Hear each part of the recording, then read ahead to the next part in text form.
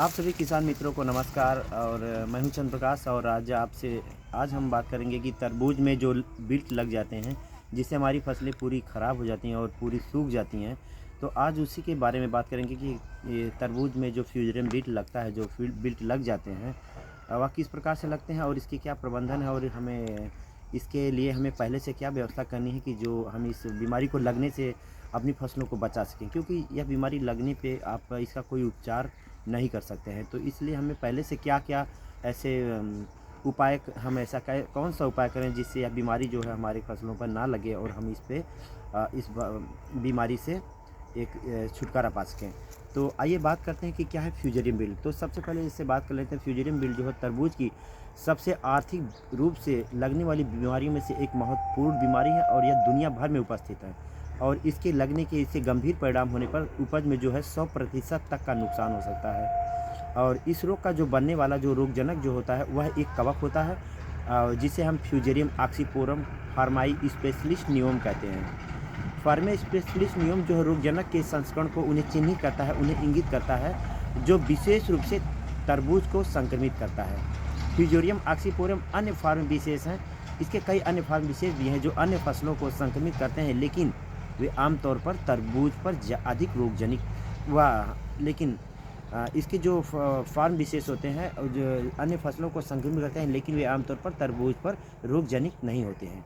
नियम की 4 ज्ञात जातियां हैं जो विभिन्न प्रतिरोधी जीनों के साथ तरबूज की किस्मों को संक्रमित करने की उनकी क्षमता से प्रतिष्ठित होती है। इसके क्या लक्षण है, तो इसके लक्षण के बारे में जानकारी ले लें कि कैसे इसके लक्षण हैं। आप इसे किस प्रकार से पहचान पाएंगे कि यह विल्ट जो है जो लगा हुआ है। तो फ्यूजन विल्ट में आप देखते हैं कि शुरुआती लक्षण में जो पत्तियां हल्के भूरे हरे रंग में थोड़ा सा बदल जाती हैं और दिन की गर्मी के दौरान पत्तियां आप देखेंगे मुरझाई सी रहती हैं। और पुरानी पत्तियां जो खासकर अब जो निचली पत्तियां जो पुरानी पत्तियां हैं वह पहले मुरझाती हैं। और मुरझाना आप देखेंगे एक तरफा हो सकता है, जैसे एक चीज़ आपको एक तरफा आपको मुरझाना दिख सकता है। जैसे पौधों पर ये शुरुआत में 1 से 2 लताएं प्रभावित होती हैं और दिन के दौरान मुरझा जाती हैं और रात में आप देखते होंगे कि रात में फिर से सही हो जाती हैं। और शुरुआत में यह समस्या जो है आपको थोड़ा सा दिन में आपको मुरझाई सी दिखाई देंगी और रात में सही हो जाएंगी, और कुछ समय बाद ये स्थिति जो है वह सामान्य हो जाती है, जिससे और धीरे धीरे पौधे जो हैं मरने लगते हैं। तो निचले तनों में आपके संवहनी जो ऊतक में आप देखेंगे भूरे रंग की धारियाँ आपको दिखाई देंगी, और जो इसके तने हैं वो आपको फटे फटे दिखाई देंगे। तो इसकी यही पहचान है। और संक्रमित पौधों पर जो फल बनेंगे वह छोटे और बेडाउल आकार के होते हैं और उसमें दरारें पड़ने और धूप से झुलसने की जो प्रवृत्ति होती है बहुत तेज हो जाती है, क्योंकि फ्योन एक मृदा जनित रोग है, क्योंकि यह एक मृदा जनित रोग होता है। और संक्रमित पौधे अक्सर आप देखेंगे खेत के भीतर समूहों में होते हैं और इन समूहों का आकार साल दर साल प्रति साल बढ़ता चला जाता है। और फ्यूजेरियम विल्ट के लक्षण अन्य संवहनी विल्ट रोगों जैसे वर्टिसिलियम विल्ट के समान ही है। इसलिए रोग के कारण को सत्यापित करने के लिए आपको परीक्षणों की आवश्यकता होती है, और आप आसानी से इसे आप नहीं पहचान सकते हैं कि वर्टिसिलियम विल्ट है या फ्यूजेरियम है कौन सी है, और इसके लिए क्या प्रतिकूल परिस्थितियाँ हैं या किस प्रकार से पनपते हैं, और यह मृदा जनित रोग है जो कैसे मिट्टी में फैलता है।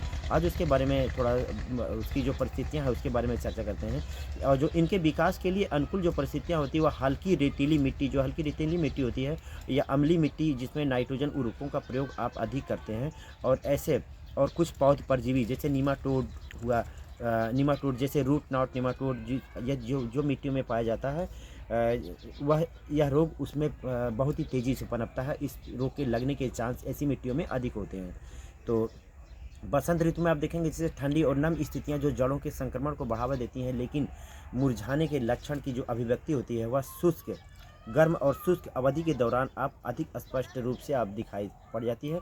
और पौधों पर जैसे जैसे पानी की मांग बढ़ती चली जाती है वैसे वैसे यह जो रोग है बहुत ही तेज़ी से फैलता चला जाता है। और इसके क्या रोग प्रबंधन है, ऐसे कैसे हम प्रबंधित कर सकते हैं रोग के बारे में, तो आज जान लेते हैं। उसके बारे में थोड़ा सा जानते हैं कि कैसे इसके हमको प्रबंध करना है।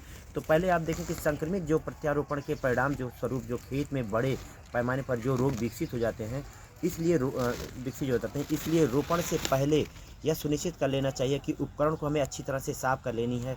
और बीज को जो है अच्छी एक फंगीसाइड से और उसे ट्रीटमेंट कर लेना चाहिए। और बीज को बिना ट्रीटमेंट किए बुआई नहीं करनी चाहिए। और मिट्टियों में भी जैसे आपका ट्राइकोडर्मा है, स्यूडोमोनास है, प्लस नीमाटोड की जो दवाइयाँ आती हैं नीमाटोड की, वह मिट्टी में आखिरी जुताई के समय हमें दे देनी चाहिए। क्योंकि जब आप इसे देंगे तो यह 15 दिन के बाद ही एक्टिव होते हैं, जो खेतों में अपने प्रभाव को प्रारंभ कर देते हैं। और इसके प्रबंधन के लिए और कुछ और महत्वपूर्ण जानकारियाँ, जैसे पहले की, जैसे 2 बार से अधिक तरबूज की खेती को आप एक ही क्षेत्र पर नहीं करनी चाहिए, उसे समय समय पर बदल देना चाहिए। क्योंकि यह रोग जो कवक होता है वह ज़मीन में 20 वर्ष तक जीवित रह सकता है। 20 वर्ष तक यह मिट्टी में पड़ा रहता है, और जैसे इसे अनुकूल परिस्थितियाँ प्राप्त होती हैं, यह उसमें अपने संक्रमण को बहुत तेज़ी से फैलाना प्रारंभ कर देता है। कुछ रोग प्रतिरोधक क्षमता का दूसरा रूप होता है, जैसे कुछ रोग जो प्रतिरोधक का हम दूसरा जो रूप है, हम उससे क्या कर सकते हैं, तरबूज के पौधों को लौकी या स्क्वैश की जड़ों और स्टॉक्स में लगाना चाहिए, जिसे हम ग्राफ्टिंग विधि कह सकते हैं, लगा सकते हैं। हालांकि यह विधि काफ़ी महंगी है और बहुत महंगी है उसे, क्योंकि जो ये रोग होते हैं वह जड़ों से ही फैलते हैं। इसलिए यदि हम जैसे लौकी है या स्क्वैश है, इनकी जड़ों पर अगर हम ग्राफ्टिंग की विधि से तरबूज की फसल को अगर उस पर ग्राफ्ट करते हैं तो यह विधि जो है, इससे रोग नहीं लगते हैं, यह रोग लगने का चांस बहुत कम हो जाता है, नहीं कि बराबर हो जाता है। परंतु यह विधि काफ़ी महंगी है। फ्यून 20 वर्ष तक अति संवेदनशील पौधों की उपस्थिति में मिट्टी में व्यवहार सूखा जो है वह रह सकता है। इस बीमारी के प्रबंधन के लिए दीर्घकालीन फसल चक्र को हमें ज़रूर अपनाना चाहिए, क्योंकि एक अध्ययन में पाया गया है कि इनोकुलम का जो स्तर होता है वह 1 वर्ष के बाद 20% और 2 वर्षों के बाद 40% और 3 सालों के बाद जो है वह 50% तक गिरता चला जाता है। इसलिए लगातार खरबूज की खेती हमें 2 साल करने के बाद जो है लगातार खेती जो है उसे दूसरे स्थान पर बदल देना चाहिए, एक ही खेत पर नहीं लगाना चाहिए। तो आज हमने बात किया बिल्ट के बारे में मित्रों, और तब तक आपको धन्यवाद तब तक के लिए, और हम अगले दूसरे वीडियो में आपसे फिर से मिलेंगे और एक नई फसल और एक नई बीमारी या उसके प्रबंधन के बारे में चर्चा करेंगे। तब तक के लिए आप सभी को धन्यवाद।